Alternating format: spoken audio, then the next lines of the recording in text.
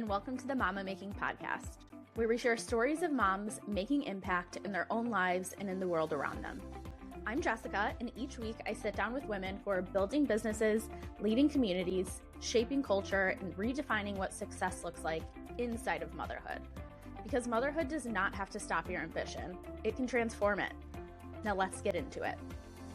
Hello, everyone, and welcome to the Mama Making Podcast. I'm your host, Jessica. If you're new, welcome. If you're not new, then welcome back. Today, I am beyond excited to have Mallory Whitmore on the podcast. She is the founder of The Formula Mom, an infant feeding technician, and the author of Bottle Service, Education Encouragement for Guilt-Free and Successful Formula Feeding. Through her platform on social media and her advocacy work, she helps parents make informed, confident infant feeding decisions without all the shame. Welcome, Mallory. Thanks for being here. Thank you so much for having me. I'm so excited to chat. Me too. So tell me a little bit more about you, who you are, where you're from, whatever you're comfortable to share. Yeah, absolutely. So I'm a mom of two, most importantly. They are older now. They're in third grade and kindergarten. So I'm a little bit outside of the baby space. But the work that I do now with the Formula Mom really got started when my daughter, who's almost 10, was born back in 2016. And I've just always been fascinated with trying to help people navigate their journeys, in different scenarios. I worked in disability services and special ed for the first 10 years of my career. And then when I had my daughter, and feeding was so difficult for us, and I went looking for a resource that I couldn't find, I realized that I probably wasn't the only one who was looking for that information. And so that's how the Formula Mom kind of became a seed that grew into what it is now. Yeah, I was just saying before we pressed record that I have been following you for quite a while. And the reason I started was because when I had my son, we had an unexpected NICU stay. I had planned to exclusively breastfeed and did no research on formula, and which I think a lot of moms don't. And so it wasn't Very until typical. it wasn't until I needed it that I was like, I wasn't producing. My son was hungry. We were leaving the NICU soon. And I was like, my God, what do I do? So I think I had followed you already. But then I was like, okay, I just searched formula into Instagram and found your page once again. And then it was just so helpful. And I think like the formula feeding without shame is so huge, especially for like, I consider myself kind of a crunchy mom. It was hard for me to be like, I have shame around it and I'm not sure why. So I love the work that you're doing about kind of casting away that shame. Yeah, thanks. And it's unfortunate that so many people have the same experience that you had, that I had, where you go in expecting to breastfeed. We're, given a fair number of resources about breastfeeding. You can take a class before you deliver. There's IBCLCs. Our hospital had a clinic. There's like Reddit threads and books and all of this stuff. And then if it doesn't work out, you're like, well, now what? And I don't consider myself overly crunchy, but I do consider myself like a type A eldest daughter. I was like, no, like I did all the right things and therefore this was supposed to work. And now it doesn't. And, how do I figure out, how do I still be a successful person who's formula feeding? And that's the type of content that I wanted to create for others so that they can feel like a successful person who's formula feeding. Yeah, and one of the things I wanted to know about starting the advocacy work that you do in the social media platform that you had, what made you realize that other people needed a voice for this exact situation? Yeah, so there was a gap between when I first started getting interested in this and realizing that there weren't resources back in 2016. And then when I launched the Formula Mom on Instagram, it was 2020. And in between there, I also had our second in 2019. And over the course of that time, I was like, okay, well, I'm going to figure this out. If I can't figure out, if I can't find resources, then I'm going to figure out what the best formula is or what formula is made of or how you do this successfully and all of this. And then throughout those years, I became sort of the de facto formula mom in our group of friends. So I would get texts from people and they would be like, you don't know me, but Katie said you know about formula and what do you think about this? And at the time I had no credential. I had no like real experience other than just, doing my own thing. And after, a good number of those, I was like, clearly other people need this information too. This is not limited to me and just being kind of neurotic and wanting to know the ins and outs of everything. There really is a market for people to be able to go somewhere and learn the information they need that's research based and that's, judgment free. So then COVID hit, and I think we were all starved for community in 2020. And so I decided to start the Formula Mom on Instagram, and it has grown ever since and it proved that my hunch was right, that people really did need this information. Yeah, and I think that new motherhood is so isolating in general, but then adding on like feeding issues and starting formula, not knowing where to go or who to talk to. So I feel like your platform has really served, like you said, served a market of people that were untouched. And I think a lot of us are always looking for a mom to connect with that, like, you trust, you get it. And I think that's exactly Yeah. what you're doing. Another time frame similar to COVID that I was recently thinking about was the formula shortage. Do you want to talk a little bit Yeah. about that time frame and what that looked like for you Yeah. specifically, and then the families that you connect with? Yeah. So 2022, early 2022, February. Actually, it was just the 4-year anniversary of all this a couple of weeks ago. There was a massive recall from Abbott, which produces Similac formula, which serves a massive chunk of the US market, between 40 and 60% of US families. And they recalled almost all of their products. And so there was very quickly a massive shortage of just formula in general. There were more families that needed formula than formula was available on shelf. And it's interesting because while 1.5 million babies are born in the US every year, and we know 75% of US families use formula by 6 months, the conversation about formula is kind of niche. And then Mhm. 2022 happened, and suddenly it was everywhere. And everyone had opinions about formula and everyone had thoughts and feelings. And I was lucky that thankfully a lot of different media outlets brought me in to share my thoughts and feelings. But it was a wild journey to go from being to sort of operating in this little niche silo to it becoming this giant cultural conversation. And it was a really scary time. I think, I talk to moms now who are having their second or third baby after having their first in 2022, and they have a lot of, I don't know, clinically if it would be called PTSD, but like PTSD type symptoms around using formula again because of the trauma that they experienced in 2022 when they didn't know if they were going to be able to feed their baby.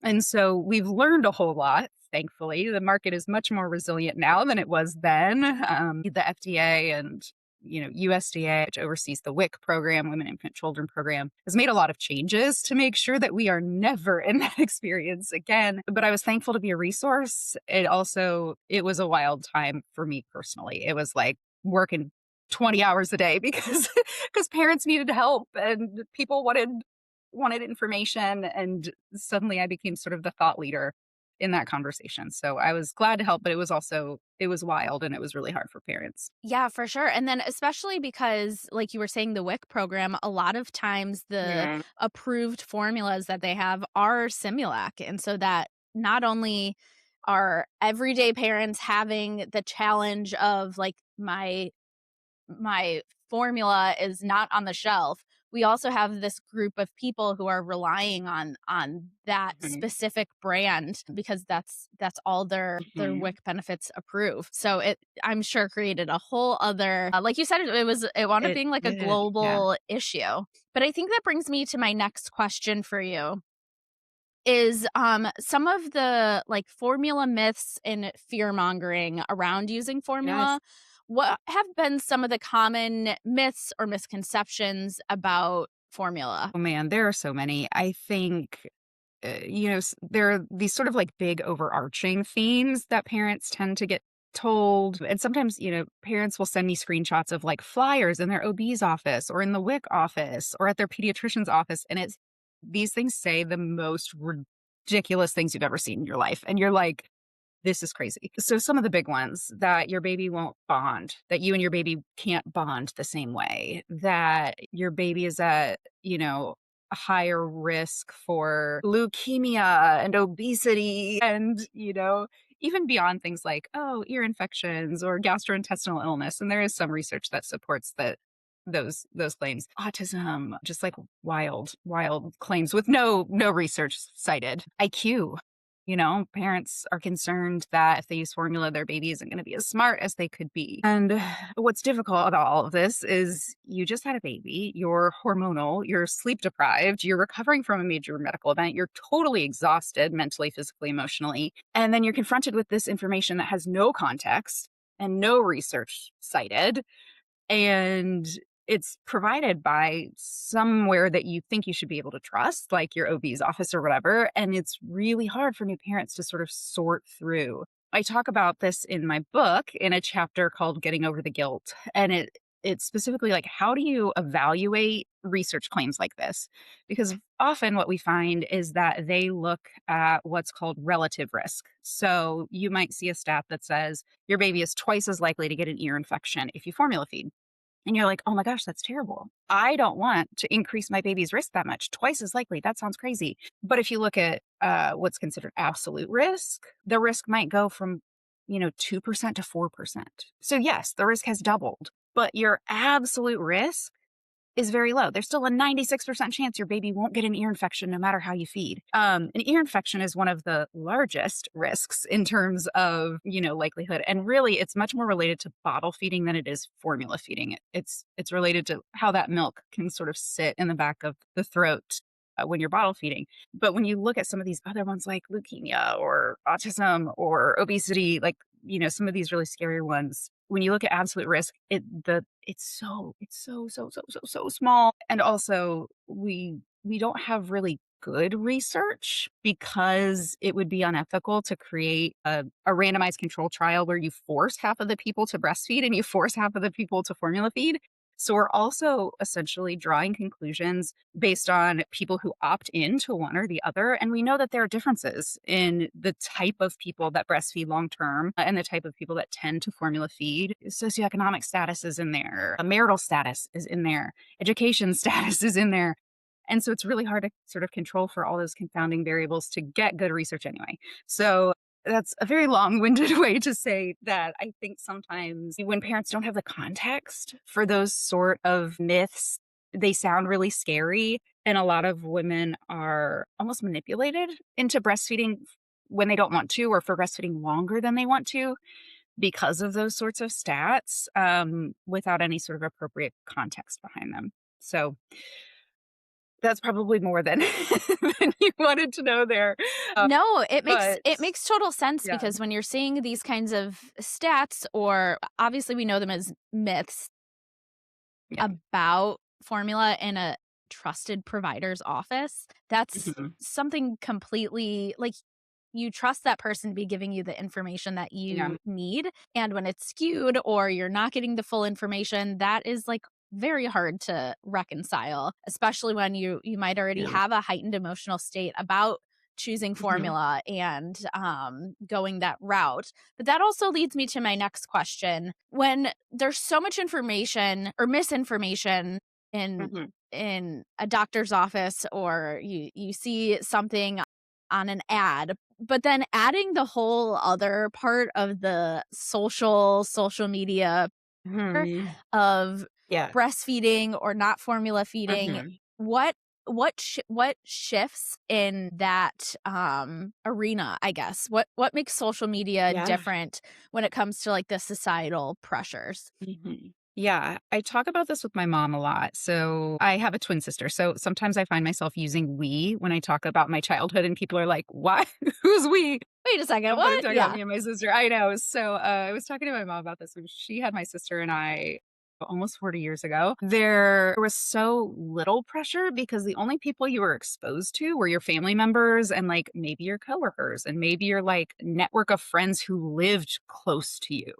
There was no social media. There was no sort of being bombarded by the thoughts and opinions of an infinite number of people from around the world like there is now. And while there's certainly benefit to having access to all this information, I mean, this is primarily how I share my information, there's something really difficult about knowing how to navigate all of that. I don't think like that our spirits were really meant to bear the weight of everybody's opinions in the way that we often do on social media. I think the other thing about social media is it tends to be so filtered, like in a literal sense, but also you're getting a slice of someone's life that they have curated for this purpose. And it's easy to extrapolate that the rest of their life looks like that too, but often it doesn't. But we don't see that. So we only see the curated part. And that can make it really easy if your life doesn't look like that to feel like you're a failure or you're doing something wrong. I think, too, something that I've seen a lot in the last couple of years, specifically as it relates to this conversation, is there's a focus on social media about breast milk benefits, which is great. And thinking, even like going back to our previous conversation about the fear mongering, there are so many benefits of breast milk that formula can't replicate at this point: bioactive components and antibodies and growth factors and hormones and all. It's dynamic, it changes as your baby grows and all of this. And I want people, instead of fear mongering about formula, to really dive into focusing on that, because I think that's a more accurate and productive means of encouraging breastfeeding. But we see this talk about benefit of breast milk, and then we see this talk about risks of formula. And in a perfect world, I would love for there to be a much more holistic conversation about benefits of breast milk, as well as potential costs of breastfeeding as it relates to time or money or, limitations on what medications you can use, mastitis. There are potential costs here. And then not only risks or costs of formula, but also potential benefits of formula. And until we're having both of those conversations, we're not really allowing parents to make informed decisions if we're only talking about the benefits of breastfeeding and we're only talking about the risks of formula. So that's something I would like to see an improvement upon in social media, just like a more holistic discussion, because there are pros and cons to both. Yeah, for sure. And I think when I came into motherhood, like I said, I had fully planned on just exclusively breastfeeding. If the option of formula came up, I hadn't really thought about it and what I would want to do. And for me, I'm such a black and white thinker that to me it was like, oh, it's all Mhm. or nothing. Like I Yeah. was grieving a breastfeeding journey that Yeah. like I hadn't even begun yet. So I think Mhm. it's so social media can be great in so many ways, and that finding someone like yourself or getting connected with a doula that you really like that gives out great information on social media, or a lactation consultant. It was my lactation consultant that was like, hang on, like your breastfeeding journey doesn't have to be over. And the one thing that she said to me that was so like mind shifting, because I was very concerned about Mhm. my child not getting those benefits of the breast milk, Yeah. the immune Yeah. benefits and all of that. And so the one thing she said to me that like really changed my whole thought process about it was like, if your baby got one drop of breast milk, Mhm. he is getting that Yeah. benefit. And so she was like, Yeah. if he gets one bottle a day, great. If Mhm. he's nursing and gets 15 minutes of Mhm. breast milk and whatever volume that Yeah. is, he not only got the milk, but then got closeness with you and skin Yeah. to skin and all of that. She's like, there's so many benefits, but then you could still do that and then continue to feed him with a bottle, and Mhm. still he's fed, he's full, he's Mhm. still bonding with you, just sitting and snuggling together. I think sometimes it takes someone who's an expert to be Yeah. like, hey, listen, Yeah. this is like someone real who's like, listen, this is not all you think it is going to Yeah. be. So yeah. Yeah. I love that, and that is a good lactation consultant. I appreciate that for you, because I sometimes hear absolute horror stories in my DMs from folks about really bad experiences that people have had with lactation Yeah. consultants and clinicians. But I am glad there does seem to be a growing conversation about combo feeding, which is what you're describing, giving both Yes. formula and breast milk, either nursing or pumping. Lots of people assume that it's black or white, that you have to do one or the other, that if you try this and you fail, then you have to do this. And I also hate the word fail. But that's a Mhm. Yeah. bigger It's a can of whole worms. other But anyway, conversation. it's a whole other thing. But if we look at CDC data, and they release every 4-ish years what they call their CDC breastfeeding report card, and it looks at initiation rates for breastfeeding, exclusive breastfeeding rates at 3 and 6 months, partial breastfeeding rates at 3 and 6 months, and then any breastfeeding at 12 months. And what we know is that by 6 months, the majority of US families are using formula. And the majority of breastfeeding families by 6 months are using formula in some capacity. And so Wow. the majority of folks are combo feeding, but we tend to not hear a lot about it. I think because folks, there's still the stigma. People are still ashamed to admit that they're using Yeah. formula or they're not exclusively breastfeeding.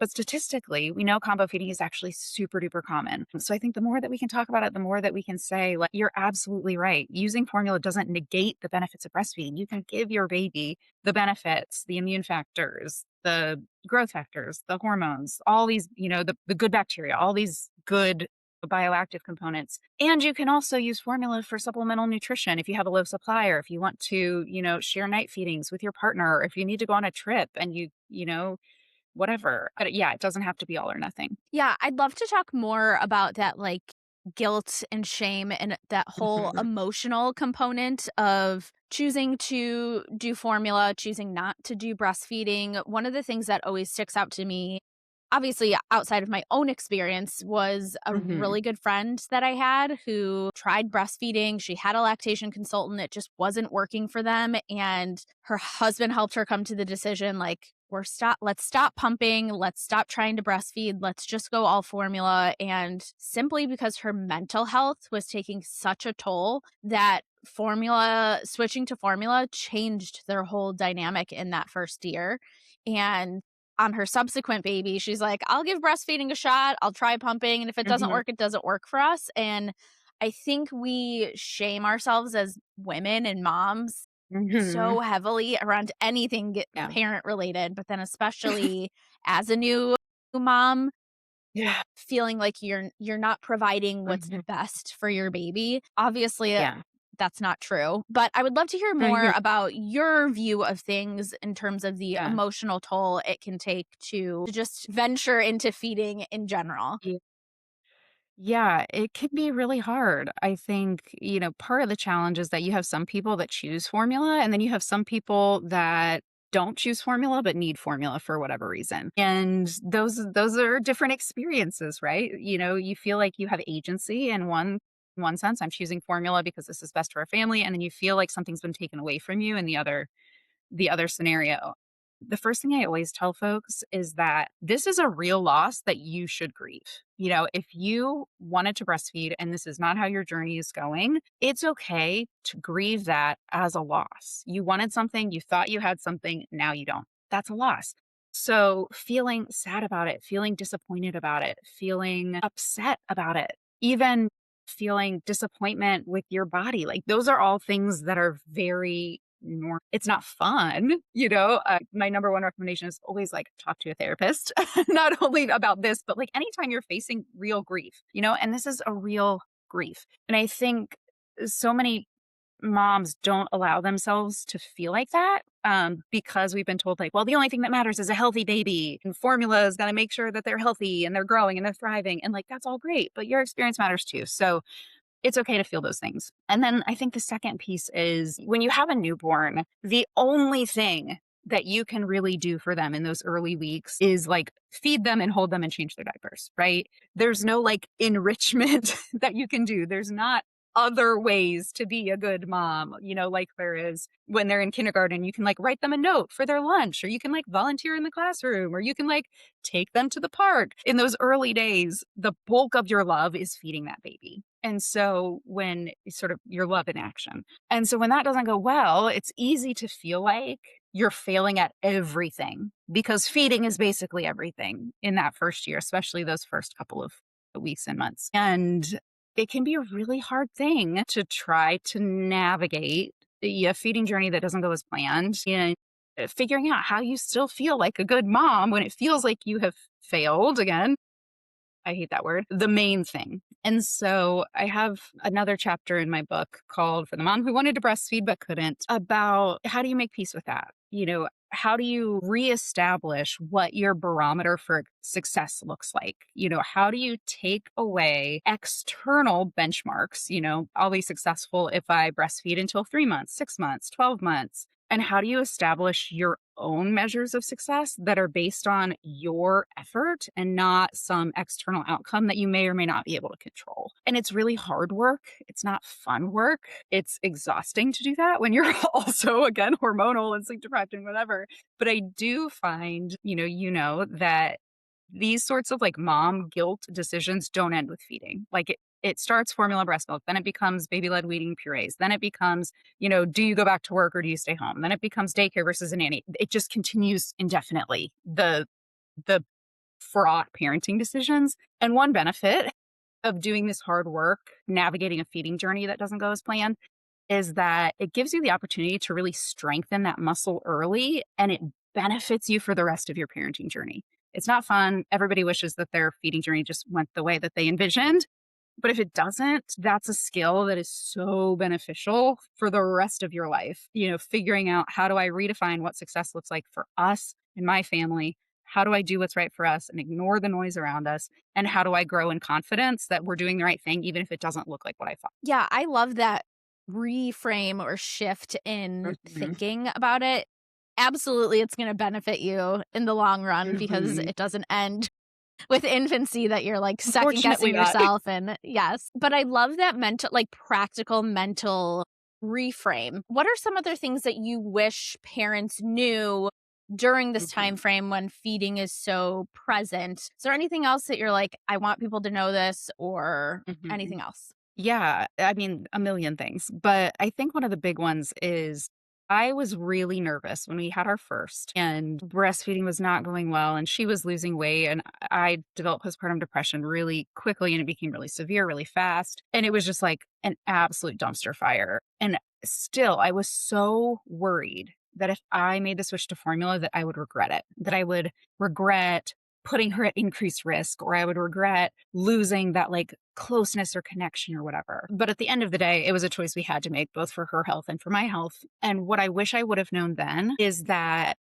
I didn't regret switching to formula. I regretted and still regret looking back now not switching sooner because of what it cost us for so long to keep trying. And what it cost us was her health and my health, my ability to bond with her, tension in my relationship with my husband at the time who was like, "What are we doing?" And I like couldn't let go, sleep and just everything. Like I look back and think I lost so many weeks where I could have been a healthier, happier, more engaged parent than I was, and I can't get that time back. And so while it would be great for no one to live with regrets, and certainly I look back and I'm like, I did the best I could at the time. We all do the best we could at the time. Hindsight is 2020.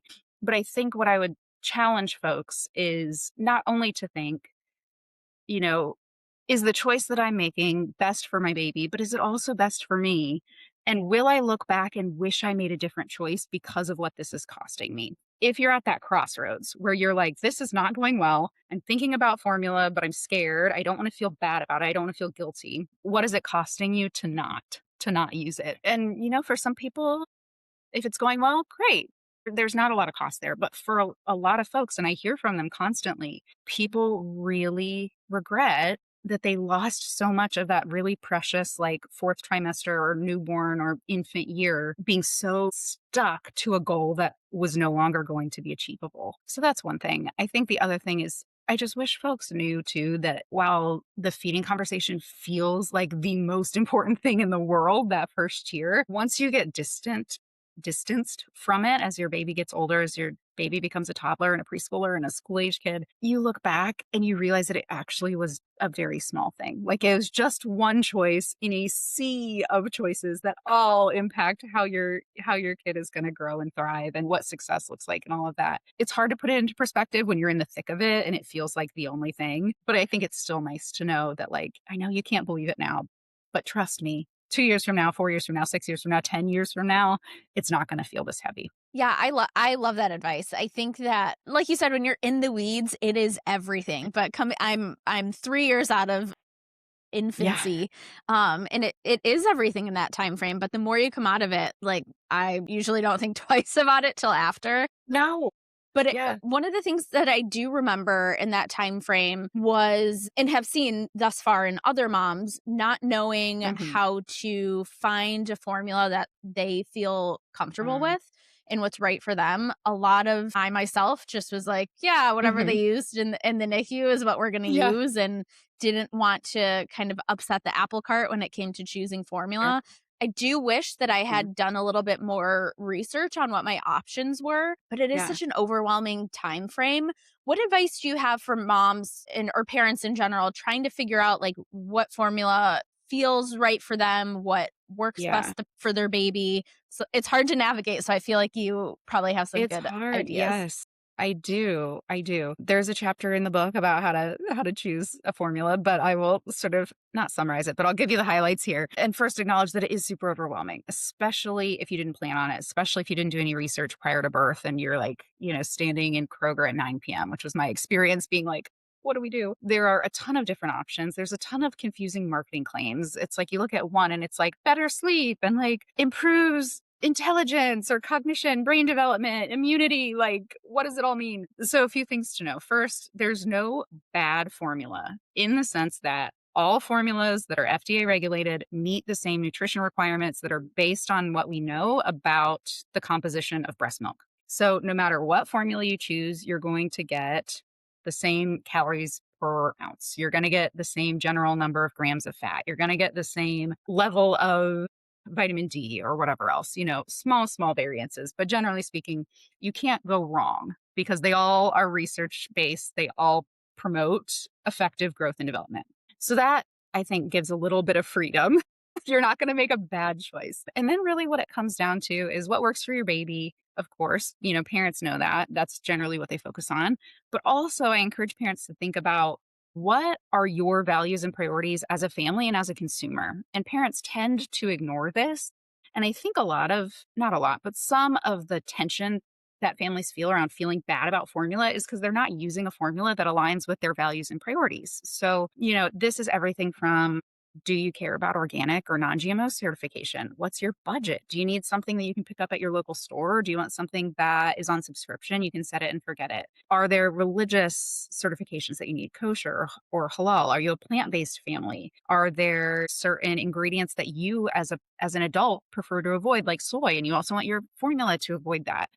And so in the book, I walk through basically like a framework for parents to identify what are those things that matter to them. Because there are so many formulas, there's almost always a formula Right. that will meet both the baby's needs and allow the parents to feel good about what they're doing, what they're using. And I find that finding that sort of like Goldilocks formula that meets both, excuse me, tends to make parents feel a lot better about formula because it aligns with what's important to them. Yeah, and I love that. I think acknowledging that all of the formula across the board has to meet a certain standard, but then on top of it, you have the option of choosing brands that are smaller brands or Hmm. Yeah. meet whatever priorities you have as Hmm. an individual, I think is Yeah. great that you have the option to do that. Hmm. And Yeah. I imagine that the people who are able to navigate it that way are happier with their Hmm. decision to do formula when they Yeah. feel like, okay, all these boxes are checked. I know that I as a parent have a little bit of regret not doing that more, Hmm. and Yeah. making sure that it was all aligned for me. But again, in Hmm. hindsight with a 3-year-old now, like, all right, maybe on our Yeah. second one I'll do something different. But Yeah. yeah, I think it's Yeah. so important to share that there is choice, but no matter your choice, your baby still has the same standard of Absolutely. nutrition. Hmm. Yeah. Absolutely. And that framework also just helps to narrow down too. So you're not looking at 50 different options. Like you figure out what's Right. important to you, and then you're like looking at 4 options, and that's a lot more Right. manageable. Right. Yeah, increases alignment and also helps to clarify like the massiveness of the market. Right. Something that I remember about that 2022 timeframe was a lot more parents getting formula from other countries, Yeah. specifically the UK and Canada. Can you Mhm. talk a little bit more to that? Because I know that that was like huge, and I feel like it never was really. There was no like cap put on it, no closure on like, is this Yeah. good, bad, neither. Mhm. I'd love to hear more about it.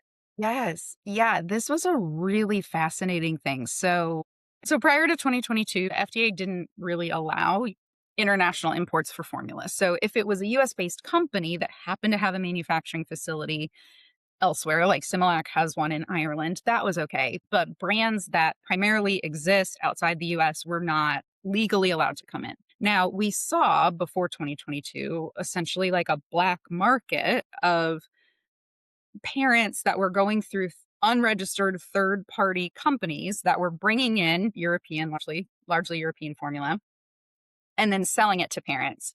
This was not good in the sense that it came with risks. Your stuff can get, seized at customs. There's no temperature control. The instructions are in like Dutch or German, so you might be preparing the bottle wrong, whatever. But in 2022, the FDA essentially said, we are going to change how we allow formula to come to market. They called it an enforcement discretion pathway. So they're using discretion to allow other countries' formula in, given the context at the time. So we saw Kendamil came in from the UK, Bubs came in from Australia. Those were probably the two biggest. There were a couple of other European and Australia, New Zealand brands. And it kind of like blew up the market in a little bit. The market had been really sort of dominated by legacy players, Similac and Enfamil and Gerber at the time, really kind of stodgy a little bit. Like nothing had really changed monumentally in a very long time. And then we had all these new entrants to the market. And on the one hand, it was so necessary because we needed formula for US families. On the other hand, it was tough for US manufacturers, specifically smaller US manufacturers who had dedicated 5, 7, 10 years going through all of the FDA red tape and all of the sort of established protocols. And then these other folks just get to like slide in and sell on Target shelves. Yeah. The FDA did give those international manufacturers 3 years to demonstrate meet all the different criteria that they need to meet in order to remain long-term. And so even I think last week, Kendamil posted on Instagram that they had gotten their final, long-term approval, just over 3 years. Now, closer to 4 since they came in. So it was, a very interesting time to be talking about formula on the internet because it was really unprecedented. I'm grateful though now that because those brands still exist, we have more resilience in the market. In some cases, it has pushed US consumer pricing down, US brand pricing down so that they can compete. A rising tide lifts all boats, as they say. And I'm glad that folks who want European formula have a safe avenue to do so now versus that sort of black market underground formula exchange that was happening before. Yeah. Yeah. I always wondered whatever happened with all of it. And I know obviously like Kendamil and Bubs kind of stayed around a little bit more. But I loved that parents were able to have another option, especially in such a time that was like, am I going to feed my baby or not? Yeah. You can understand the direness of needing to figure it out. Yeah. Yeah. And some of the smaller ones came and went. So they served their purpose while they were here. And then, they have since left the US market either because of, capacity. They couldn't continue to serve their market and Right. US market, or because they didn't want to go through the larger FDA process. Right. But yeah, those two, Kendamil and Bubs, have long-term approval now. So they will be here forever, indefinitely at least. I love that. So with a few minutes left, I would love to talk about your book, Bottle Service, why you decided to write it, all the above, what the process looks All like. the above. Tell me Yes. everything. Yeah. So essentially, it's the book that I went looking for in 2016 and couldn't find. And then again in 2019, when I had my son, went looking again and couldn't find. And I think especially in this moment, it's hard for parents to know where to go to find evidence-based, trustworthy, supportive information. Social media has gotten very polarized. Different government agencies are like fighting with one another, like the AAP and the CDC aren't aligned, and parents don't know who do I look to? Who do I look to for this information? And so I'm so glad that the book exists in this particular cultural moment because I think it's more necessary than ever. The process, it released almost 2 years from when it all got kicked off. And so it takes a very long time to get a book to market. But like I said, I'm glad that it released now because I think it's important. But basically, I wanted a resource that would provide both information and affirmation. So that blends the like sort of nitty-gritty education stuff. How do you choose a formula? What's in formula? How do you make a bottle? How do formula ingredients impact what your baby's poop might look like? That sort of stuff, with really actionable tips that can make your life better today. So how do you set up a feeding station when you first get home from the hospital? How do you reduce the number of bubbles, the amount of foam in your baby's bottle? What are different positions for burping a baby other than just, putting them over your shoulder? That might be a little bit more helpful. And then the third sort of content pillar or section are what I call mom notes. And they're just vignettes about early motherhood and guilt and reestablishing who you are when things don't go as planned, and encouragement and support. And so it's a little bit of everything. It's information you need, tips that can help, and then sort of support and validation that whatever you're experiencing is normal and there's a way for. I love that. I am so excited to hear that it is like a practical guide from the second you come home with that baby to kind of teach you the practical stuff. I mean, it took me weeks to figure out a system for like bottle washing and setting up a station and all of that stuff. Yep. And having kind of a guide already ready for you is amazing. So I love everything that you're doing with the book. With that, is there anything else that you want parents to know about formula feeding, about your book, anything else? Yeah. I mean, I think what I always hope parents leave with is the knowledge and the belief that there's no best way to feed a baby, and the best way to feed your baby is the way that allows you and your baby and the entire family to thrive. And there's a path for getting there, even if it feels scary, even if it feels, lined with sort of grief or loss or whatever, that there's a path for it. And that's the goal for the book, is to provide sort of that path to help steward folks into confident and successful formula feeding, if that's where the journey takes them. I love that. That's so great. Can you share with people where they can find you, social media, website, and then most importantly, where they can buy your book? Absolutely. So you can find me basically on all channels, all social media channels at The Formula Mom. And then you can learn more about the book at bottleservicebook.com. There's also links to purchase there, but you can order it from, Barnes & Noble, Amazon, ask your local independent bookstore, bookshop.org, basically anywhere that you purchase books, you can find it available. Awesome. Well, thank you so much for being here. It's been so great to talk to you, and I am so excited to crack open your book. Thank you. Thank you for having me in for this conversation. It was a pleasure. If this conversation resonated with you, I'd love for you to follow the podcast wherever you listen and share it with another mom building something meaningful. If you want deeper behind-the-scenes reflections that I don't share anywhere else, join my email list at themamamakingpodcast.com. Thank you for being here, and I'll see you next time.